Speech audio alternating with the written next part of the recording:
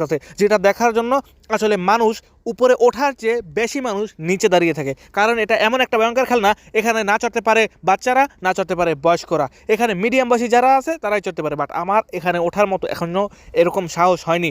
এটা এমন একটা ভয়ঙ্কর খেলনা, এই যে দেখতে পাচ্ছেন, এটা জাস্ট নৌকার মতো করে শুধু ছোটোখাটো দোলে না, এটাকে এমনভাবে দোলানো হয় যেটা দেখার পরে একজন হার্টের রোগী বা একজন যে মরে মরে পালা সে হয়তো বা মরেই যেতে পারে।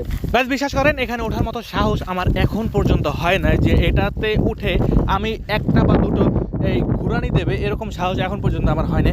বাট এখানে ওঠার পরে কিন্তু 4-5 মিনিট বা অনেক সময় ধরে রাখে এটাকে দেখার জন্য। আসলে অনেক দূর থেকে মানুষ আসে শুধুমাত্র দেখার জন্য, অনেকেই ওঠে না এগুলোতে। আসলে ওঠার জন্য যে ধরনের সাহস দরকার এটা আসলে প্রত্যেকটা মানুষের মধ্যে নাই। এই যে দেখতে পাচ্ছেন কি সুন্দর করে একটা ঘুলা দিল না, এটা তো ওঠার জন্য। আমার আসলে নিচে বসে দেখে যখন আমি ওঠার কথা ভাবছি, আমার পার তলা একদম মানে মোমের মতো গলে যায়, এত ভয়ঙ্কর এটা।